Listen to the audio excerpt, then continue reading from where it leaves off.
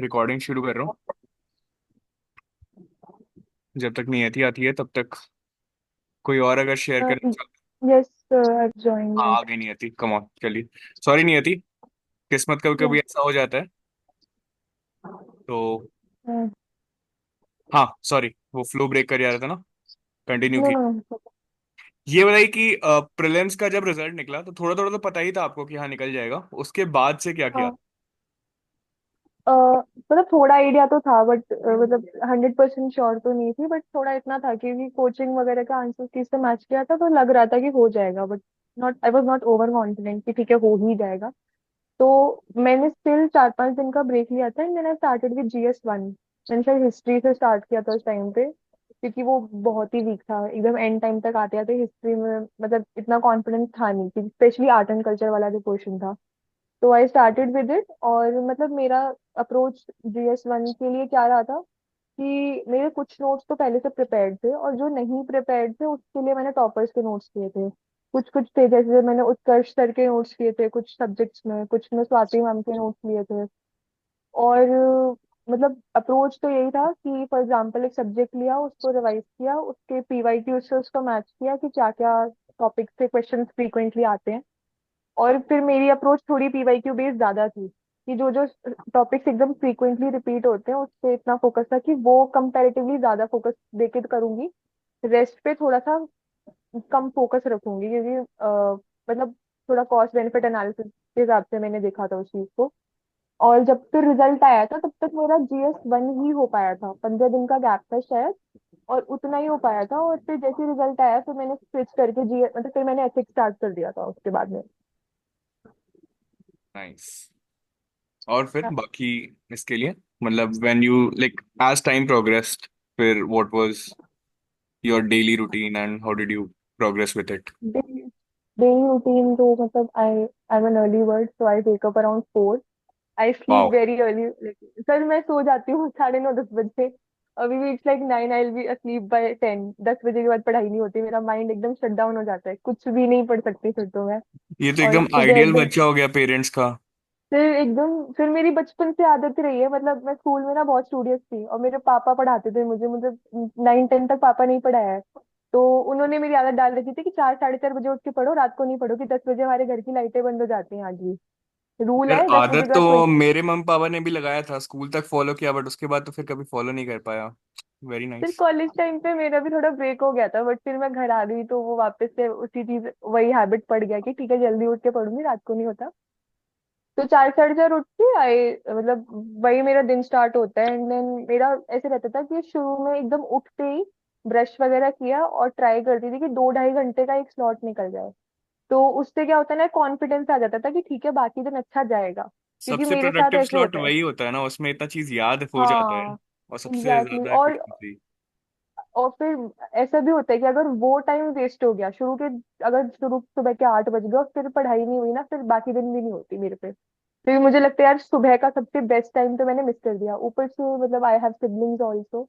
तो ऑल्दो इतना डिस्टरबेंस नहीं है, बट स्टिल थोड़ा बहुत हो जाता है घर पे रहते हुए, घर पे अगर प्रिपेयर कर रहे हैं तो। हाँ मतलब तो बीच में जाके सुबह, परेशान कर दिया या फिर कुछ ऐसे मस्ती मजाक। हाँ, मस्ती मजाक प्लस में मेरा थोड़ा खुद का भी मन कर जाता था कि ठीक है बात ही कर लो, क्योंकि लाइक इतने सारे मेंबर्स है फैमिली में, इतना आइसोलेटेड रहा नहीं जाता है, थोड़ा सा सोशल हूँ मैं इस मामले में। ये बहुत बढ़िया यार, तो मतलब you should state it out in the open often and with force. जो लोग यूपीएससी को एकदम क्या बना के रख दिए हैं कि जीवन खत्म नहीं, कर लेना चाहिए।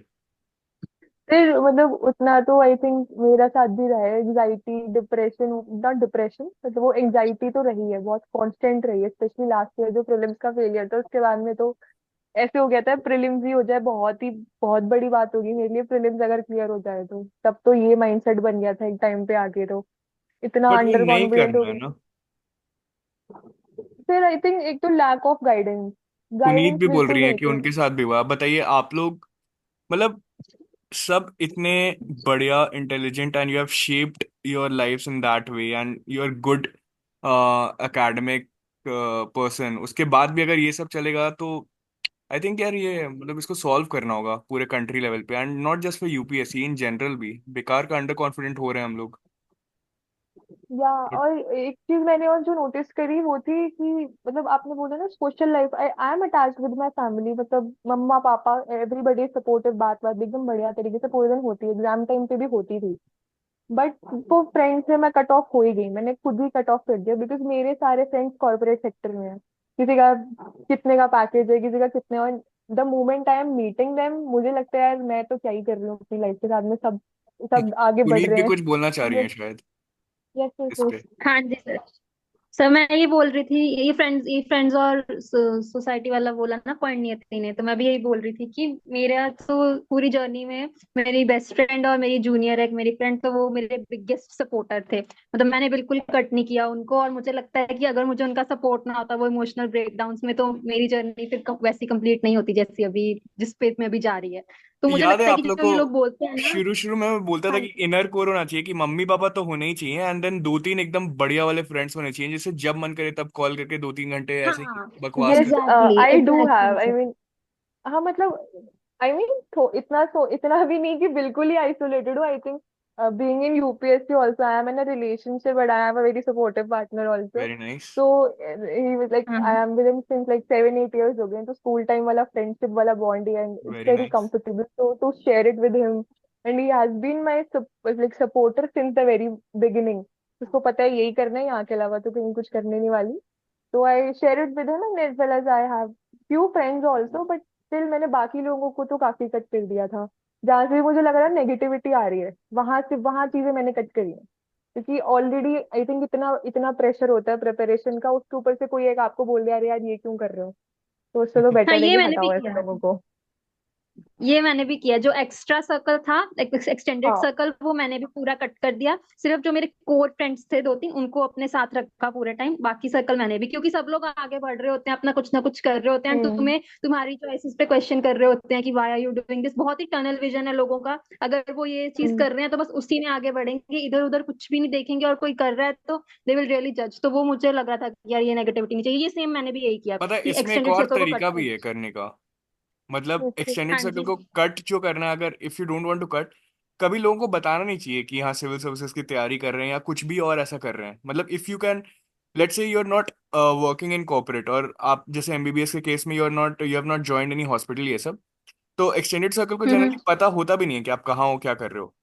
तो when ever they hmm. Call you या फिर यूर टॉकिंग, तो बताने की जरूरत ही नहीं है कि क्या कर रहे हैं, या फिर पता चल जाता है। कैसे पता सर चलेगा? ऐसे नहीं, नहीं नहीं, नहीं पता नहीं चलता है। नहीं सर, जो बहुत पूरी क्लास है उनको नहीं पता, लेकिन जैसे मैं और मेरी बेस्ट फ्रेंड और मेरी जूनियर, हम एक ग्रुप था, कोर ग्रुप था। फिर उसके अलावा जो थोड़ा और बड़ा सर्कल होता है ना, कि 5-6 लोग और जिनके साथ तुम पूरी एमबीबीएस में रहे हो, हाँ उनको हाँ जस्ट मैंने बताया था। उसके अलावा हाँ मैंने अपने बैच में किसी को नहीं बताया हुआ। पता चल जाए वो हाँ। अलग बात है, बट मैंने किसी को नहीं बताया, और किसी ने ऐसे मतलब किसी को पता भी नहीं है शायद, अब लेकिन मेरा वो तो जो मेरे सिंपल सा कोर भी फिलोसफी है, थे। जिस दिन लिस्ट में नाम आएगा, पेपर वेपर में आएगा, उस दिन पता चलना चाहिए कि हाँ कुछ ऐसा कर रहे थे, उसके पहले हाँ, तो इसकी रिलेटिव और से सर कोशिश तो मेरे करते साथ हैं सर तो कि हाँ चले, पर।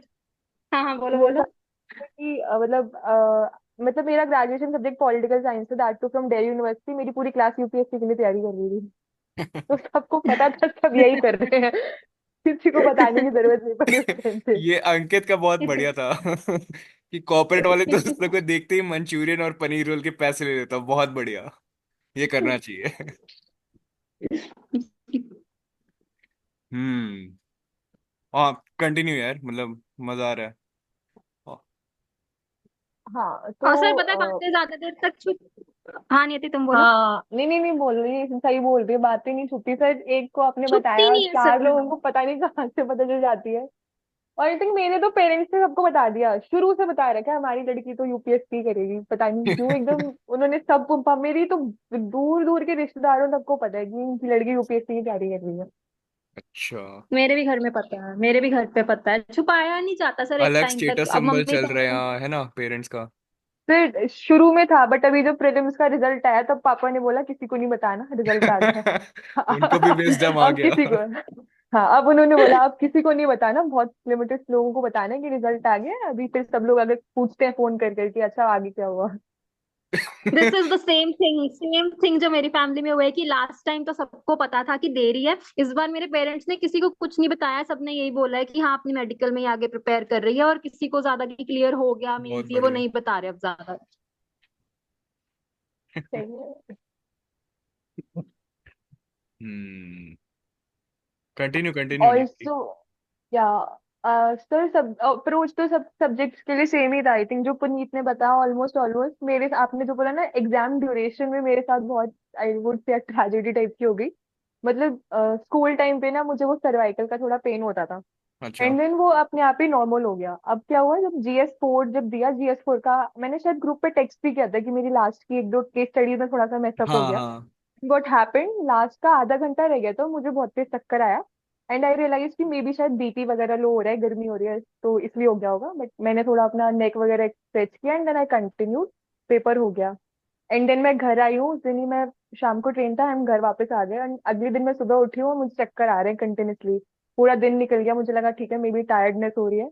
फिर next day I just got it check with the doctor, तो उन्होंने बोला कि वो जो मसल होती है जो सर्वाइकल के लिए जो पीछे स्पाइन होता है, तो बोले शायद उसकी वजह से है कि चक्कर कॉन्स्टेंटली आ रहे हैं। मतलब जब the moment I am bending my neck downwards, तुरंत वो मेरा सर घूम रहा है बहुत गंदी तरीके से। तो वो 4-5 दिन का जो ऑप्शनल में गैप था, हम्म। वो बहुत ही एंशियस रहा है मेरा, क्योंकि मेरे दिमाग में सिर्फ एक चीज चल रही थी कि मैं पेपर नहीं दे पाऊंगी, कि मैं अगर गर्दन बेंड करे बिना पेपर होगा नहीं, और रिवाइज अब हो नहीं पा रहा है ऑलरेडी, इतना इतना टेंशन हो गया। तो वो 5 दिन जो थे वो सबसे स्ट्रेसफुल थे, वो एग्जाम से भी ज्यादा। और सिर्फ एक चीज का स्ट्रेस था कि एग्जाम टाइम पे चक्कर नहीं आए।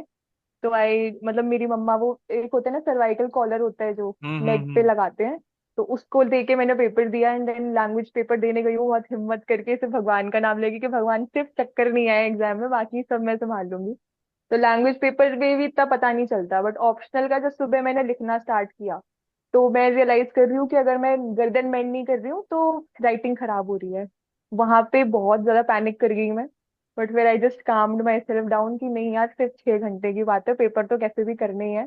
और फिर बड़ी मुश्किल से मैंने एक पोजीशन सेट करी कि जिससे मेरी थोड़ी आंखें भी नीचे हैं, कॉपी थोड़ा दूर को है।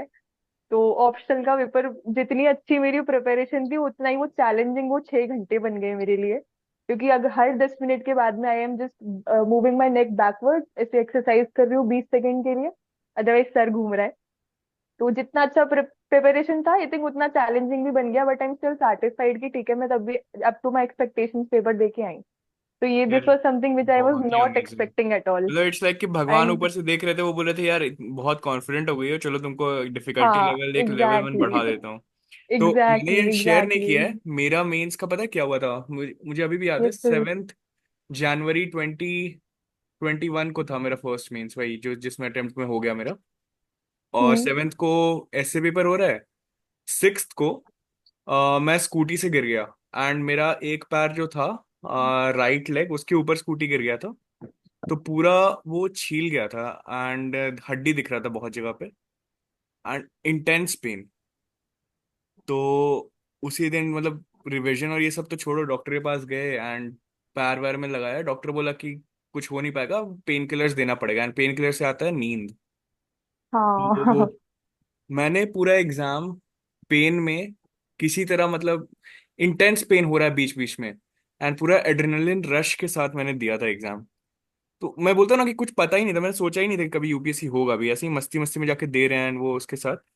और ना मैंने वो प्लास्टर एंड बैंडेड भी नहीं लगवाया था, मम्मी के हेल्प से उसको ऐसे ही कपड़े से बांध के एंड उसमें बीटाडीन ये सब लगा के, बिकॉज मेरा ये था कि चल नहीं पाऊंगा या फिर वहां पैर स्ट्रेट नहीं कर पाऊंगा, कुछ कुछ था कि I do not want anything extra. तो हम्म अब लगता है कि यार पता नहीं, वो अच्छा ही था। उसके बाद जो 2-3 अटेम्प्ट हुए मेंस के जिसमें कि कुछ ऐसा बुरा हुआ नहीं साथ में, उसमें वो नहीं हो पाया, वो इंटेंसिटी नहीं आ पाया जितना कि उस वो दर्द वाले अटेम्प्ट में था।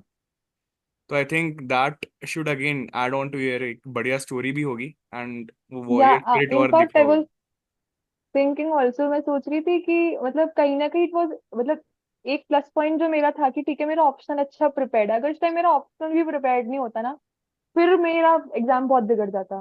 क्योंकि मेरे दिमाग में तब भी एक चीज चल रही थी कि नहीं मैं कर लूंगी क्योंकि मेरा ऑप्शनल प्रिपेयर्ड है, this thing was helping me a lot. Paper के टाइम पे भी मैं सिर्फ यही सोच रही थी नहीं मेरा ऑप्शनल प्रिपेयर्ड है, मेरा तो अच्छा पेपर जाएगा, मैं पेपर कंप्लीट करके आऊंगी। प्लस मेडिसिन वाला भी यही हुआ, लैंग्वेज का पेपर था, जो बंदा मेरे आगे जस्ट बैठा हुआ था, he was a doctor by profession. And उन्होंने मतलब he was just asking me ऐसे नेक बैंड क्यों पहना हुआ है, उन्होंने कहा एक काम करना ये मेडिसिन ले लेना। मैंने कहा ठीक है, मैं गई घर पे, लैंग्वेज पेपर के बाद में मैंने वो मेडिसिन ले ली। और फिर उससे इतनी नींद आ रही है मुझे, और plus I started having some ऐसे stomach issues also, and I decided कि मैं कल स्पेन में पेपर देख लूंगी, चक्कर खा के दे लूंगी, बट मैं ये मेडिसिन नहीं लेके जाऊंगी। क्योंकि नींद अगर आ रही है तो आपका दिमाग अगर शट डाउन हो गया, फिर तो आप पेपर में क्या ही लिखोगे, चक्कर वक्कर तो एक हाँ। बार को फिर भी मैनेज हो जाता है। यस। तो it was a nice experience, but जब वो ऑप्शनल बट फाइनली खत्म उस हुआ। 9 दिन में जब दे रहा था नहीं आती, it was not a nice experience for me. मतलब इतने पेन में, और उसके बाद हाँ। फिर 2-3 महीने लगे मुझे रिकवर होने में, पैर एटलीस्ट शूज ओके। और ये सब पहनने में। तो मतलब मैं दोबारा कभी नहीं चाहूंगा वो। ऑफ कोर्स हो गया तब हम्म। लगता है कि हाँ चलो कोई बात नहीं, it was worth it, but नहीं होता तो या फिर तो और बुरा लगता। हाँ अंडरस्टैंड। मतलब मेरे साथ क्या था, जैसे ही ऑप्शनल फाइनली लास्ट आंसर मैंने लिखा है, आई फेल्ट इतना सेटिस्फाइंग फीलिंग मुझे अपनी लाइफ में कभी नहीं आया। Because it was an accomplishment for me, I was literally very excited कि भाई पेपर ही नहीं हो पाएगा। मतलब आई वॉज लिटरली क्राइंग अपनी मम्मी के बगल में बैठ के, एंड शी वॉज लाइक कि हो जाए। नियति, अचानक से आपकी आवाज चली गई।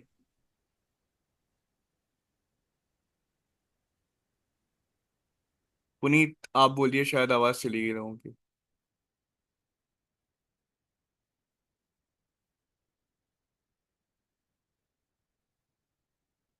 अरे यार, मेरा ही नेट चला गया। क्या बकचोदी है यार। क्या चल रहा है ये। एक बार के लाइट जाता है फिर वो पूरा खत्म हो जाता है।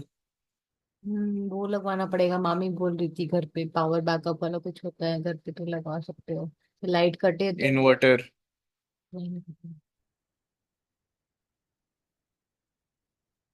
दोनों को ज्वाइन कर लेना फिर रिकॉर्डिंग। 1 मिनट, लेट मी सी। आवाज आ रही है क्या लोगों को? हाँ जी सर, आ रही है, हाँ आ सर, रही है। ऑडिबल है ऑडिबल। यस यार सर, वो आ वही रही है। हो रहा है कि बार बार लाइट बीच में चला जा रहा है, तो फिर मेरा वाईफाई चला गया था। मुझे डर लगा कि कहीं फिर ये रिकॉर्डिंग जो इतने देर का हुआ वो सर कहीं आप मिस ना हो जाए। आपकी वॉइस ब्रेक हो, लेकिन ब्रेक हो रही है। हाँ, तो इंटरनेट कनेक्शन थोड़ा अनस्टेबल है। हाँ। अभी आ रही है आवाज? यस सर, अभी आ ठीक रही आ रही है क्लियर। सर। हाँ हाँ। Continue continue. I I just hope कि हमारा वो लॉस नहीं हुआ हो। नहीं हुआ होगा। हम्म। अभी क्या कर रही हो नियति फिर, जब एग्जाम खत्म हो गया? सर अभी तो मतलब,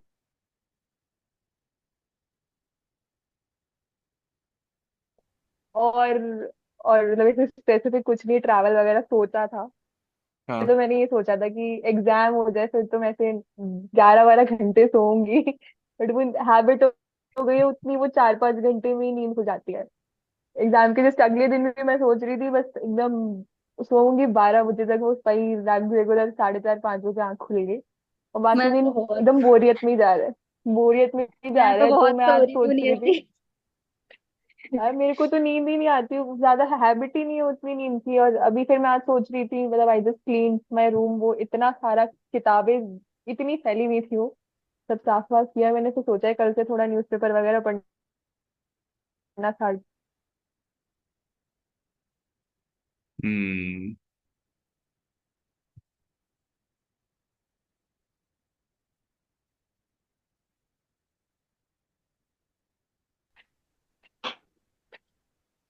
सर की आवाज आ रही है क्या? बेसिकली नहीं, सर की आवाज चली बेसिकली गई फिर बीच में। अचानक से जब जीवन में से गोल खत्म हो जाता है तो फिर जॉम्बी टाइप फील आने लगता है ना।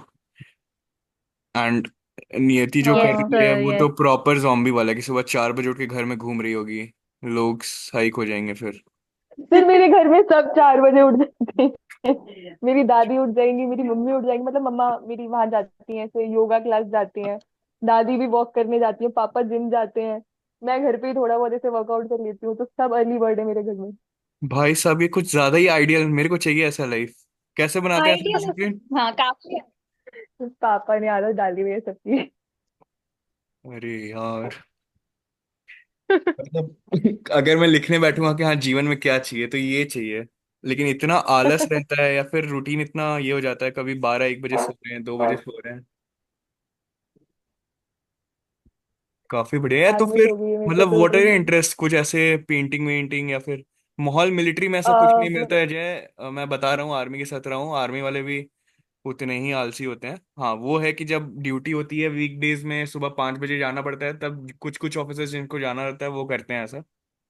बट वो लोग भी नॉर्मली इंसान होते हैं, ऐसा कुछ नहीं है। तो मेरे पापा तो मेरे उसमें रेलवेज में है, तो ऐसा कुछ उतना उनकी तरफ से तो रूटीन नहीं है, वो उनकी हैबिट ही है एकदम से। मतलब he is an athlete also, सब कॉलेज टाइम के। तो उनकी ओहो। तब से हैबिट पड़ी हुई है, उन्होंने हमारी भी वही सब की आदत डाल रखी है एकदम बचपन से। यार तो आई मेरे आई वॉज मम्मी इन पापा का स्कूल। भी ये हैबिट है, उन्होंने बहुत ट्राई किया मेरे साथ, लेकिन मैं सुधरने का नाम नहीं लेता, बट ठीक है। There, while I was in school, I remember मतलब जैसे 7 बजे पापा ऐसे जिम से वापस आते थे, और पापा मतलब मेरे घर का नाम तन्नू है। पापा एक आवाज लगाते तन्नू, और अगर मैं नहीं उठी पापा आते पानी छिड़क के चले जाते थे मेरे मुंह पे, कभी ग्लास फेंक दिया कभी ऐसे। बिल्कुल उन्होंने एकदम स्ट्रिक्ट थे उस टाइम पे। तो शुरू में तो दिक्कत होती थी, पर फिर अपने आप ही वो उनकी आवाज से आंख खुलने लगी, पता है कि मुंह पे पानी पड़ जाएगा, इससे बेटर उठ जाओ। डर चाहिए होता है, लाइक दिस। हाँ। आफ्ताब एक क्वेश्चन पूछा है, पढ़िए नहीं थी। I have a question. How many questions did Niyati ma'am attempt in prelims examination? Prelims में आई थिंक इस बार तो मैंने 94 अटेम्प्ट किए थे। मैं सोच के गई थी कि नाइन मतलब अगर पेपर बहुत टफ आ जाएगा, बहुत ही वेग सा पेपर आ जाएगा, तो 80 अराउंड समथिंग रखूंगी, बट अगर पेपर स्टैटिक आएगा तो मैं ज्यादा अटेम्प्ट करके आऊंगी। और पेपर वैसा ही था एकदम। पॉलिटी वगैरह के क्वेश्चन तो एज इट इज लक्ष्मीकांत से कॉपी पेस्ट होके आए थे। तो मतलब करके आई थी 93 94 समथिंग करके आई थी। और वहीं पे एप्टीट्यूड बहुत हेल्पफुल था, कि कुछ क्वेश्चंस तो ज्योग्राफी के थे जो नहीं आइडिया था ज्यादा मेरे को, पर वो यूपीएससी का जो पैटर्न है मैच द फॉलोइंग में, जो यूपीएससी हमेशा से करता है, क्रिस क्रॉस करके एक गलत करने वाला, क्रिस क्रॉस करके या फिर एक सही करने वाला, वो काम आया था। और वो 4 5 क्वेश्चन में लगाया था, उसमें सिर्फ एक गलत हुआ था। बट नॉलेज उसमें से किसी भी क्वेश्चन की ज्यादा खास थी नहीं, एक ही दो दो ऑप्शन ही आता था मेरे को। हम्म। somebody's asking कितना स्कोर आ रहा था। यार कोचिंग के आंसर की से जब मैच किया था ना, तो मैंने 7 8 कोचिंग के आंसर की से मैच किया था, तो मिनिमम तो 105 था, और वो मैक्सिमम कुछ 117 करीब, 117 18 बैठ रहा था। तो इतना ही लगभग कुछ रहा होगा, एग्जैक्ट तो नहीं पता। फॉरेस्ट का फॉर्म भरा था आपने, तो फॉरेस्ट अगर क्लियर होगा तो उससे थोड़ा फिर मेरा नहीं, मेरा बैकग्राउंड नहीं है ना, अच्छा हाँ, वो इसमें शायद। एलिजिबिलिटी वाला सीन हो जाता, बट आई थिंक फॉरेस्ट भी हाँ क्लियर तो हो ही जाता तब इतना आ रहा था तो।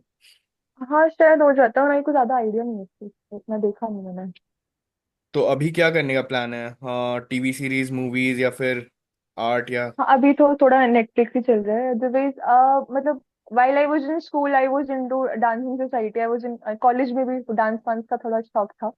तो क्लासिकल? अभी तो वही चल रहा है। नहीं कंटेम्प्रेरी। स्कूल ग्रुप वगैरह में थी, फिर कॉलेज ग्रुप में भी थी। तो अभी तो वही है, ईयरफोन्स लगा के जस्ट कीप ऑन डांसिंग पूरे दिन घर पे। और तो नेटफ्लिक्स वगैरह इतना ज्यादा शौक नहीं है। यार हेल्दी लाइफस्टाइल के पोस्टर चाइल्ड होना चाहिए आपको, मतलब कि Still I have got I have gained weight last 3 महीनों में 2 2.5 किलो वजन बढ़ गया है, क्योंकि पूरे दिन बैठे बैठे वो एक्सरसाइज छोड़ दी थी। उसमें तो दो फिर ढाई अगर किलो 10 मिनट वजन भी मैंने। बढ़ना होता है यार, यहाँ पे तो एक हफ्ता में बढ़ जाता होगा इतना हम लोग का, बट ठीक है।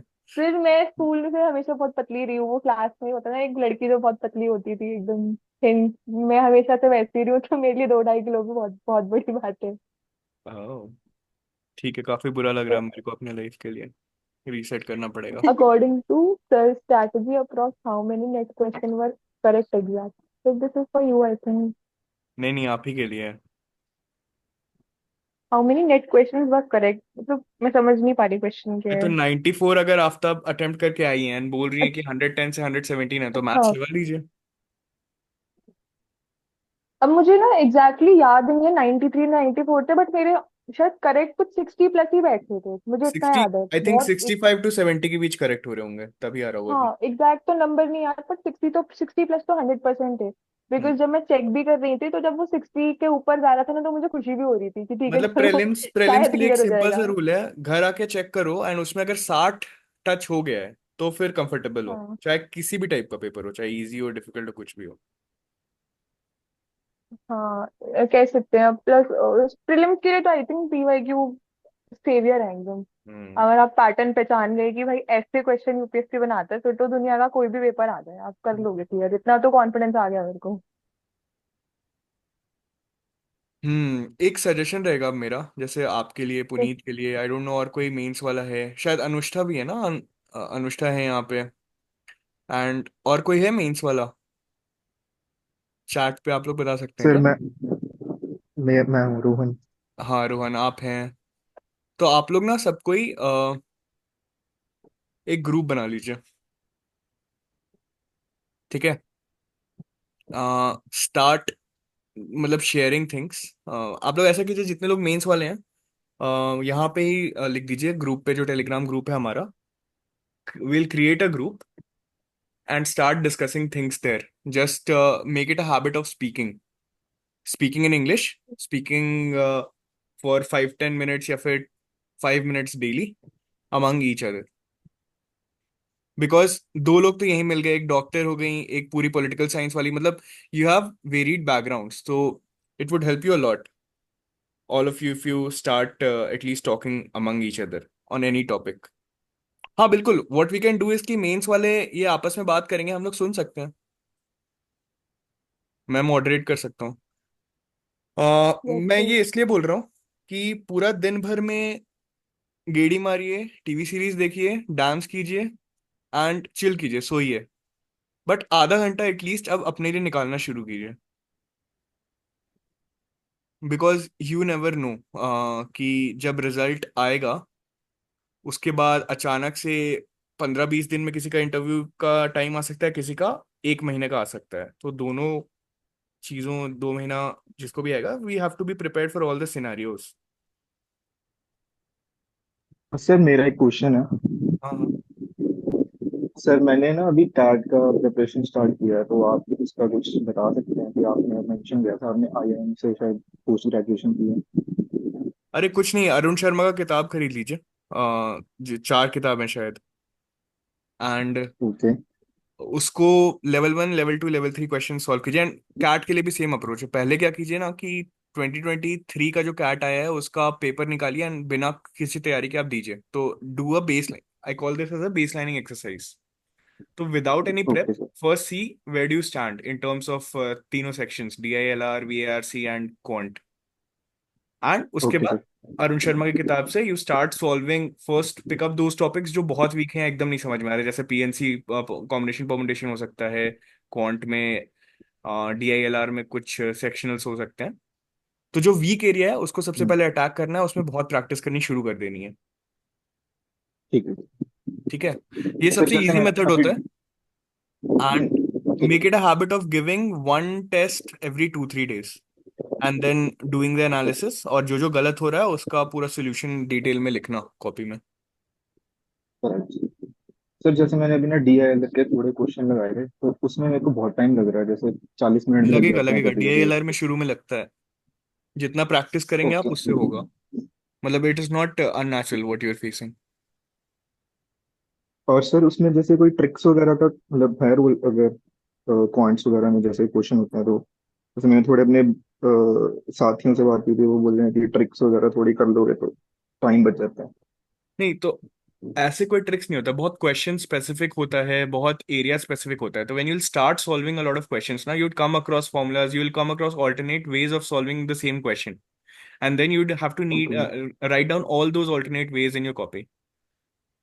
ओके तो सर। मतलब ऐसा होता है, जैसे मैथ्स का कोई क्वेश्चन उठा लेते हैं तो पहले सीधे तरीके से सॉल्व करना आना चाहिए, मतलब जो एकदम प्रॉपर, जैसे PNC का एक क्वेश्चन जो एकदम प्रॉपर तरीका होता है उससे भी सॉल्व करना आना चाहिए, उसके बाद फिर ट्रिक्स वाले डोमेन में घुसना चाहिए। बिकॉज फर्स्ट प्रिंसिपल्स थिंकिंग जब तक नहीं आएगी ना, तब तक हम्म। नहीं पता चलेगा। सिड मैं कौन से IIM राइट से सर। हूँ? मैं टॉप 3 में से एक IIM से हूँ, अब एग्जैक्टली exactly मैं नहीं बताऊंगा, बस इतना ही काफी है। तो वही है रोहन। अ, अरे रोहन, अपना आप स्टोरी बताइए, कैसा रहा? सर मेरा मतलब ठीक गया, क्या लास्ट है टाइम से आपका तो अच्छा गया। बैकग्राउंड एंड ऑप्शनल, ये सब बता दीजिए। मेरा बैकग्राउंड सर मैकेनिकल इंजीनियरिंग से है। मैंने टेक से करी है मैकेनिकल इंजीनियरिंग, और अच्छा, उसके एक बाद मिनट मैंने। रोहन, हम लोग दोनों ने कोलैबोरेट किया था ना वो PSIR के लिए, आपने जो बढ़िया सी स्लाइड्स भेजी थी, right sir right. And you had work ex in hero, हाँ आपका भी प्रोफाइल बहुत अमेजिंग था यार, सीरियसली, मतलब all of your profiles are really good, you should collaborate together, you have varied experiences. Anushtha आपका क्या है बैकग्राउंड एंड ये? Hello, sir. So, sir, I graduated from IIT Delhi in civil engineering in 2022. वाह। और उसके बाद I मतलब I got placed at Accenture.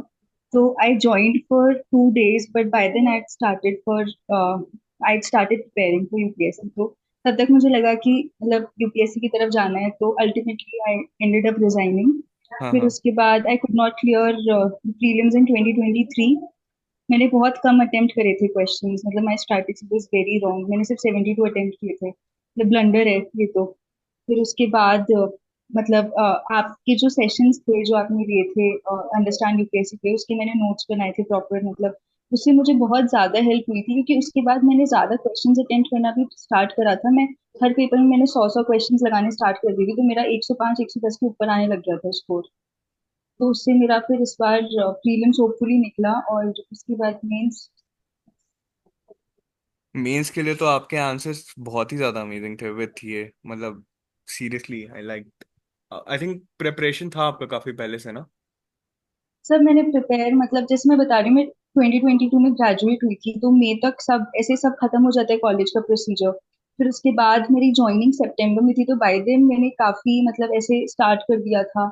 और फिर उसके बाद जैसे मैंने बताया, मेरा 2023 में प्रीलिम्स नहीं निकला, तो उसके बाद ही मेरे पास टाइम था मेंस के लिए. ये तो भी एक बोन ही उसको होता है मैंने कि हाँ यूज करा. प्रीलिम्स ना निकले, टाइम मिल जाए इंसान को करने के लिए, वरना वो साइकिल में सर फंसे पर रहते हैं फिर। हाँ, वो भी वैसे तब बहुत बुरा लगता है, क्योंकि तब बहुत सारों का 7 सालों के ऐसे निकल जाते थे, ऐसा लगता है कि हमारे साथ भी ऐसा मतलब एक साइकिल है, थोड़ा वो लगता है तब बस. हाँ। तुषार भी तो आईटी दिल्ली से ही है, और वो मतलब 6 साल तक ये करके अलग ही लेवल का है, मतलब अच्छा लगता है जब आपका, तो खैर आई थिंक कि इस बार ही हो जाएगा। रोहन सर पर अनुष्ठान मेरा और ऑप्शनल साथ मुझे में। बहुत डाउट है. क्या है आपका ऑप्शन? Sir anthro. अरे एंथ्रो और एंथ्रो निकल पेपर टू. जाएगा, उसमें कोई दिक्कत नहीं। क्या हो गया पेपर 2 में? सर पेपर टू पता नहीं, मैं लिख के तो आई हूँ, पर बहुत अनएक्सपेक्टेड लाइंस पे था. मतलब पता नहीं कोई अजीब अजीब से एंथ्रोपोलॉजिस्ट प्रोफेसर भौमिक, पता नहीं, मतलब ऐसे ऐसे नाम लेके सब. पर मुझे लगा सबके लिए मुश्किल था तो जिनसे पुनीत मेरी अभी जो बात शेयर हुई. कर रही थी तो आपको काफी रिलेटेबल लगा होगा फिर ये। हाँ. हाँ. तो पुनीत आप अकेली नहीं है, देख लीजिए। हाँ, वो सबके हाँ लिए जी सर। पेपर टू सबके लिए थोड़ा वियर्ड था. और मैंने तो एंथ्रो की से कोचिंग भी की थी, थोड़ा कॉम्प्रिहेंसिवली कवर करने की कोशिश की थी सिलेबस, पर फिर भी ऐसा लग रहा था कि ये क्या है. तो ठीक ठीक है, अब मतलब रिजल्ट आएगा तब पता चलता है. रोहन आपका पीएसआईआर कैसा था? सर मेरे को पेपर 1 तो ठीक हो गया, लेकिन थोड़ा पेपर 2 में एंजाइटी रही. बट उसमें सर वैसे इतना कुछ लगा नहीं कि वो बहुत ज्यादा जीएस लाइंस पे लगा मेरे को उतना. लगा उसमें, ऐसा लगा नहीं कि बहुत ज्यादा स्कॉलरली व्यूज लिखने की जरूरत है. बहुत कंटेम्प्रेरी या करंट बेस्ड ही था जो आईआर वाला सेक्शन था. बट पता है ये ट्रैप होता है मेरे ख्याल से, जैसे एंथ्रो में भी जो जेनरिक उन्होंने जीएस टाइप के क्वेश्चंस पूछ दिए हैं, स्पेसिफिकली इसलिए डिजाइन कर रहे हैं ताकि लोग उसमें जीएस टाइप के आंसर्स लिखें एंड ज्यादा टर्मिनोलॉजी यूज हम्म, नहीं करें मेंस वाली, एंड देन वो मतलब उस ऑप्शनल वाली, एंड देन नंबर हाँ जी सर. कटेंगे। मतलब do you think? But sir मैंने वैसे तो स्कॉलरली पॉइंट से ही मतलब थोड़ा एक्सप्लेन करने की कोशिश की है. लेकिन सर मतलब अगर आप उसको कंटेम्प्रेरी रिलेवेंस नहीं दोगे ना, तो फिर वो क्वेश्चन की एड्रेस डिमांड एड्रेस ही नहीं होगी. तो हम्म। मतलब मेरे को लग रहा है कि 60-70% आपको मतलब वैसा लिखना था स्टोरी जो भी करंट चल रही है. जैसे इसराइल हमास का क्वेश्चन आया था, तो उसमें उन्होंने पूछा था कि कंटेम्प्रेरी कॉन्टेक्स्ट में इंडिया की चेंजिंग पॉलिसी. तो अगर आप मतलब पूरा इंडिया की पॉलिसी समझाओगे, स्ट्रेटेजिक इकोनॉमी, तो उतना वेट ही नहीं आएगा आंसर में. जबकि आपको मतलब मेरे मेरे हिसाब से आपको ये बताना था कि जो इंडिया की चेंजिंग स्टांस है अभी करंट में, तो इसमें निम्बल उसके कॉन्टेक्स्ट में. Democracy, nimble diplomacy, flexible diplomacy, हाँ देन मल्टीपोलर हाँ. World, and yes yes. ये सब चीज का कॉन्सेप्ट लाना था आई थिंक। हाँ जी सर, ये तो लिखा है मैंने, मतलब ऐसे कीवर्ड्स डाल दिए थे. लेकिन मतलब मेरे को लगा नहीं कि इसमें कुछ स्कॉलरली व्यूज हेल्प करेंगे. तो जैसे ये न्यूज़पेपर अगर पढ़ रहे हो तो उससे थोड़ी हेल्प हो जाती थी. इनफैक्ट जयशंकर जी के अगर आप रीसेंट वाले इंटरव्यूज एंड ये सब देखेंगे, जैसे एशियाटिक सोसाइटी एंड ये सब में, तो उसपे बहुत सारे ऐसे पीएसआईआर वाले पॉइंट्स हैं जो कि डायरेक्टली यूज कर सकते हैं हम हाँ लोग। सर, उनके सर मैंने काफी लिबरली यूज किए हैं अपने हाँ, क्वेश्चंस में. एंड आपका तो मैं बट बहुत पता नहीं सर वो. बढ़िया अप्रोच भी था, मुझे काफी बढ़िया लगा था कि आप ट्विटर हैंडल्स फॉलो करते हैं एंड देन उससे आप निकाल लेते होंगे। उनके ये। हाँ, इस बार सर मैंने ट्विटर पे सर्च बहुत किया, लेकिन इस बार उन्होंने जो उनके बायलैटरल लेवल्स पे है ना, वो उन्होंने बस ज्यादा नहीं डाले हुए हैं। अब वो सोशल मीडिया जो ये पब्लिक डिप्लोमेसी है ना, वो यूट्यूब ये इन पे ज्यादा, मतलब इन पे व्यूज निकालने में ज्यादा हेल्पफुल है। जो जैसे आपने बोले ना कि फॉरम्स वगैरह में जो सबमिट हो रहे हैं ओआरएफ की ऑनलाइन बहुत ज्यादा वो है, तो उनमें थोड़े थोड़े व्यूज निकालते हैं, तो अच्छे थे उनके बस लिख लिए थोड़े थोड़े, कहीं जो ज्यादा जगह यूज हो सके। हम्म।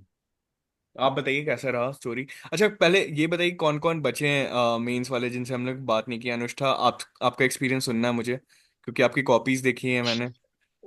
रोहन, आपका सर एक्सपीरियंस सुनना है। और कौन बचा हुआ है? सम्राट, आपने भी लिखा है क्या?